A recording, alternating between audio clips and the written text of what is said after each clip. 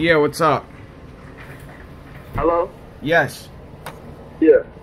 I just want it to be understood that first of all with the BMW, I didn't hit a curve. As I was going and the engine shut off because the engine overheated and the battery shut off, the wheel locked, the steering wheel locked. So I couldn't turn the steering wheel. That's why the car grinded on the side of the sidewalk. So it's not no I hit anything. The engine shut off on me. There was nothing I could do. The wheel locked. The Honda, there's no kinda. The brakes failed. The brakes were grinding. The brakes were literally grinding, and I was going the speed limit. I didn't hit a curve. When I said I hit the curve, I meant like I turned the curve on the parkway. There was a curve. As I turned the curve on the parkway and hit the brakes to slow down, the brakes grinded. It's a 60-mile-per-hour zone. So I'm going 60. I'm approaching the curve, slowing down. The car's not turning. The car's not slowing down. The brakes are grinding. So as I turned, the car drifted, and those tires were balded. So the car started to spin on the parkway.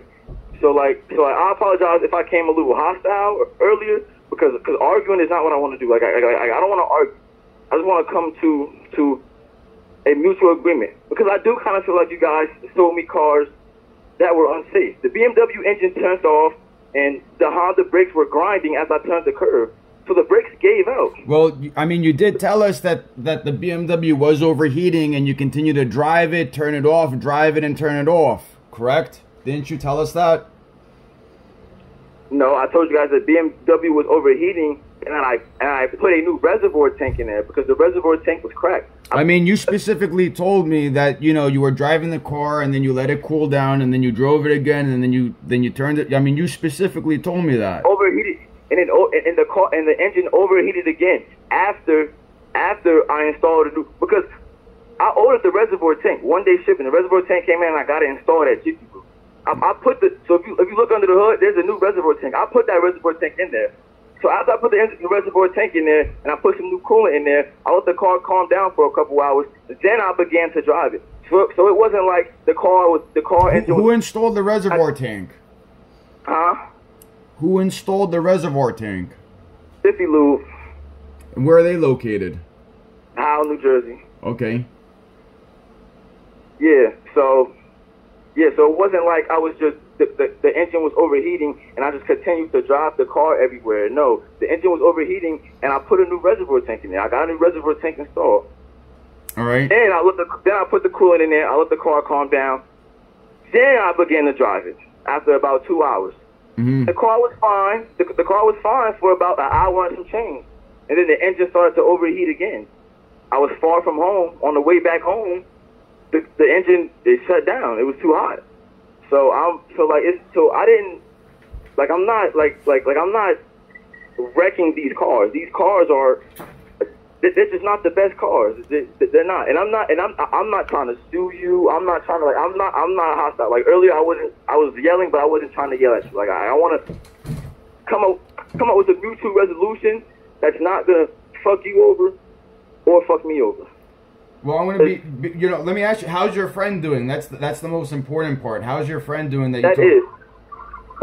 She's fine.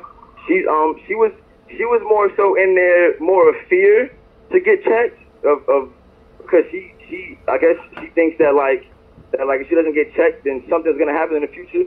So that's why she went to the hospital. Her legs and her head was hurting, and she wants to get checked up. But she's okay. She was right now. She's yeah. She's fine. She's perfectly fine. Good. We're both fine. All right. So what are you looking for us to do? I don't know. I mean, I'm out of $6,000 and I have no car.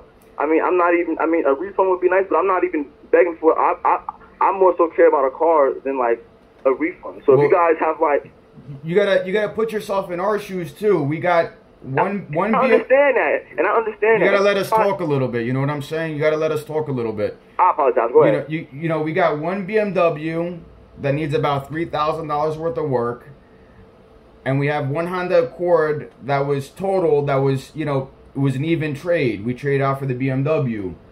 Right. The BMW, we know for a fact it's not bullshit. We know for a fact that the car got hit from underneath. We know that for a Right. fact. So you have to put ourselves in our shoes. You called us up. You said the car was overheating. We did the right thing by exchanging the vehicle out. We had the car checked out about an hour ago, and the mechanic showed us that it didn't have anything to do with the overheating. It had to do with the car getting hit from underneath. This is called undercarriage damage. And Justin, you have to understand, besides us being, we're professionals. You know what I'm saying? We know what we're doing. This is what we do A to Z. We're not, some shit dealership that sells shit cars. The cars that we have, they are inexpensive, but our main goal is for our customers' safety and to have a good car. We care about our customers. So it's not it's too much of a coincidence for one vehicle to have undercarriage damage that shows that the car was fucked up, that had nothing to do with overheating, and then we have a Honda Accord where the brakes supposedly failed and it hit another curb. You understand what I'm trying to tell you? It didn't hit a car. The Honda didn't hit a car. No, I know it didn't hit a car. I didn't say it hit a car. I said it hit a curb. So, I understand where you're coming from. I understand that, $5,000 is a lot of money, especially for a young man that works and everything. But you have to understand from a small business point of view that we took the BMW back and we made the mistake by not thoroughly checking it before making a conclusion for the second deal. We were nice enough just to give you another car. The BMW shows evidence of undercarriage damage. Keyword, Justin, you have to understand, I'm not trying to fuck anybody here. This is true.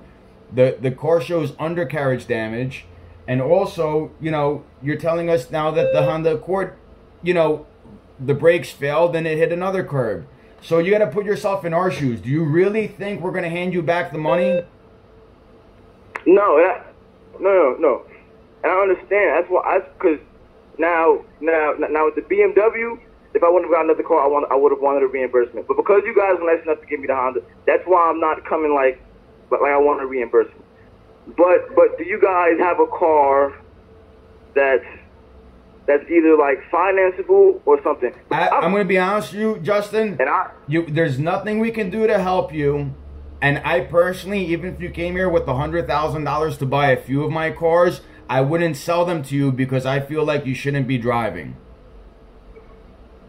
And I'm talking to you straight. I'm talking to you like a friend to a friend, or father like son, because I am a father. I'm talking to you straight, Justin. We're very, very honest people. We don't bullshit. We care for our customers. I'm going to be honest with you, Justin. I really don't think you should be driving. And I'm not, I'm talking to you like a father, like a son, or a friend to a friend, not like a customer to a customer.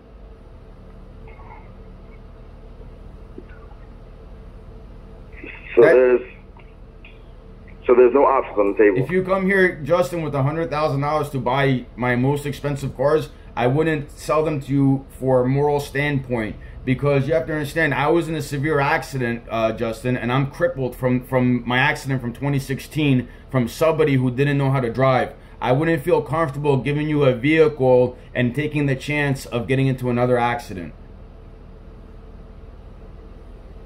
You understand where I'm coming from? The $5,000, I understand it's a lot of money, but you have to understand, you're a young man. That is a lot of money, but you still have many, many years ahead of you. I wouldn't be driving if I was you. Really, I wouldn't be driving. That's my opinion. Not from a business person to a customer. This is heart to heart. I'm telling you the truth, my friend. Maybe we can talk to the insurance company and see, the BMW probably needs around $3,000 worth of repairs for me to get it back up on the road. But I'm going to be honest with you, we're not bullshitters, we're not crooks, we're not scam artists. We care for our customers. And I think you know that. But there's right and there's wrong. Wait a minute. You guys are going to... Well, if you guys aren't gonna give me the money or give me another car, then all right. I'm not gonna I'm not gonna take it to court or anything. I'm not gonna take it to court and spend more money. But the suing part, the engine had went off. Justin, I'm just gonna tell you because listen. No. Okay, go ahead, Justin. There is damage under the car. But that's because when the steering wheel locked and I wasn't able to turn, and it was heading towards the curve, and it kind of got, that's mine.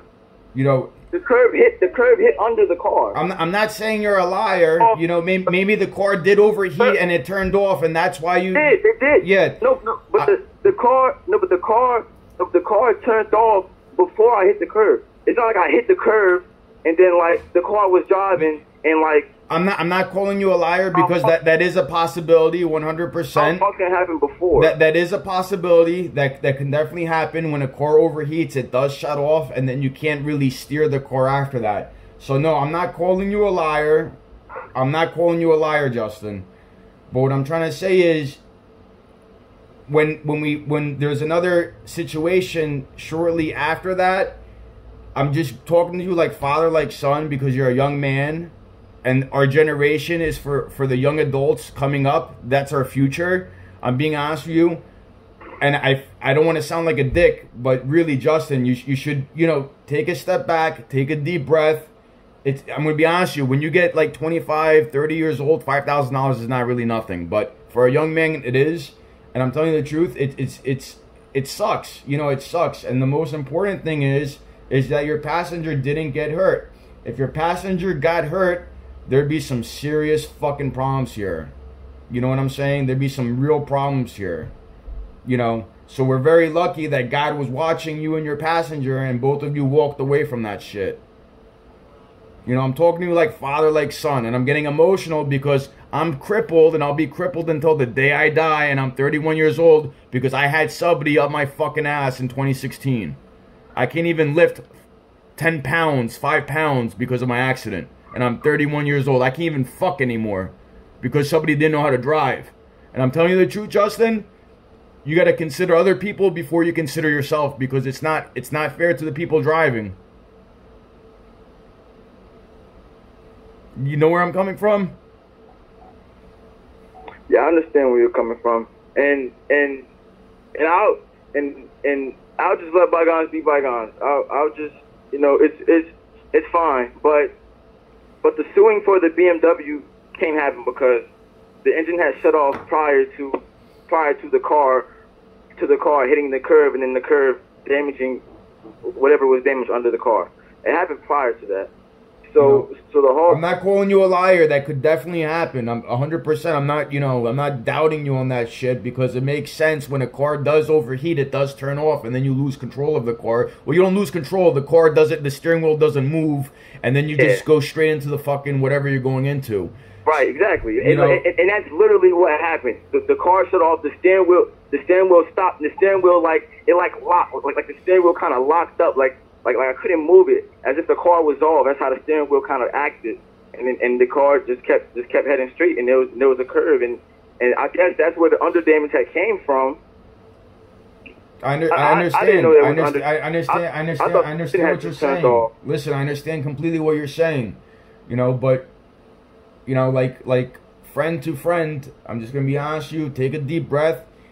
Money is an illusion. It's just a number. $5,000 is a lot of money for a young man. Well, and generally for anybody, you know, that works hard and has to pay bills. But when you get a little bit older, Justin, I hope you remember our conversation. You know, I hope you remember our conversation. And I hope the next time you get behind the wheel, just drive, you know, just drive. And if it's ever raining out, I'm telling you, go below the speed limit whenever it's raining. I'm talking to you like friend to friend. Because like I told you when we went on that test drive, you just got to be careful. And or you know what I'm saying? You just got to be careful. You know, it's you know, you're a future generation with all the other young people in this world, you know, men and women. So, you know, you have a bright future ahead of yourself. Just be careful. That's all I'm asking from you, is just to be careful, because life is real. And when you lose your health, life doesn't matter anymore.